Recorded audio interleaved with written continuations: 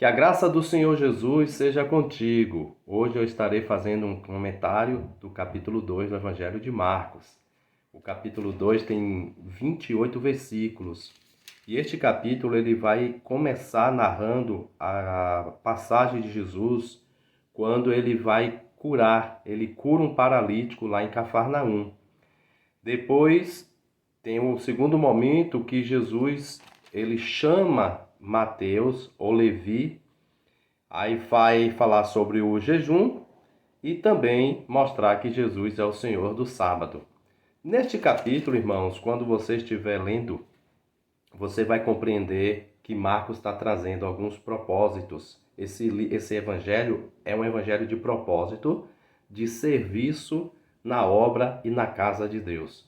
E Marcos traz a figura de Jesus como o exemplo, como o parâmetro de serviço na obra de Deus. Ou seja, Jesus é o nosso exemplo, Jesus é o nosso modelo de fé, de conduta e de esperança. Não poderia ser diferente. Ele é o Filho de Deus, ele é o nosso Salvador, e isso é o que faz todo sentido. Se nós somos cristãos, devemos andar e servir a Deus como Jesus serviu.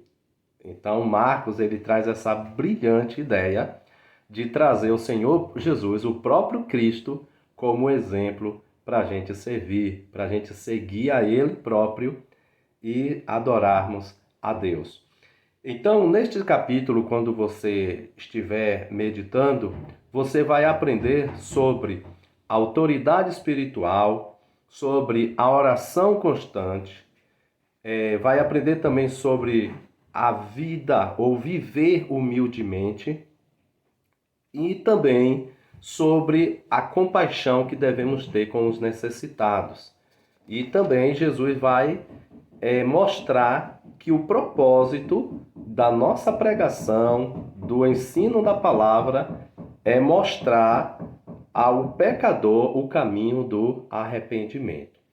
E nós precisamos compreender esta mensagem que Marcos está trazendo, lembrando que Marcos está orientando os irmãos, os cristãos que moravam na região de Roma, ou lá em Roma, onde o Império Romano dominava e por causa disso muitos cristãos estavam sendo perseguidos, estavam sendo maltratados, estavam sendo até mortos, muitos foram mortos, e aqueles que conseguiam escapar, eles fugiam, eles ficavam isolados e sem saber o que fazer. E Marcos, sabedor disso, inspirado pelo Espírito Santo, ele traz esta ideia de orientar aqueles irmãos que eles não desistissem da fé, que eles não recuassem, que eles perseverassem em continuar pregando o Evangelho, que eles não desistissem de falar de Jesus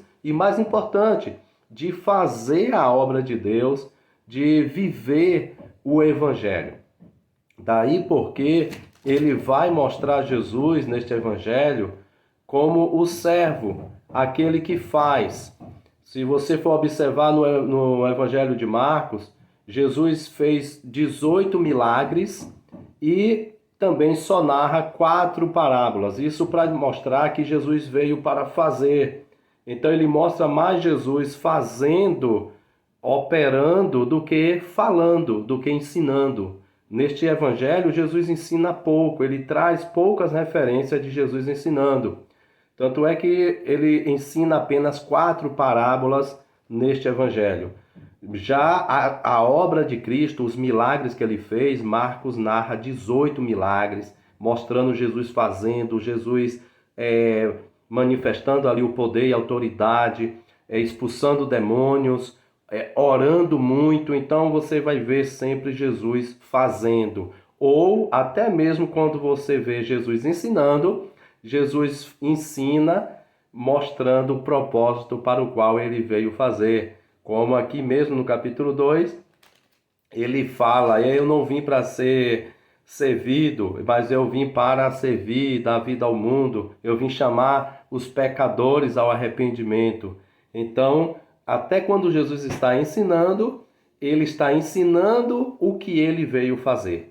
Porque este evangelho mostra Jesus como aquele que veio para trabalhar, para servir, para não olhar para trás, para perseverar em fazer. E é esse estímulo, é esta motivação que nós devemos estar transmitindo para a igreja.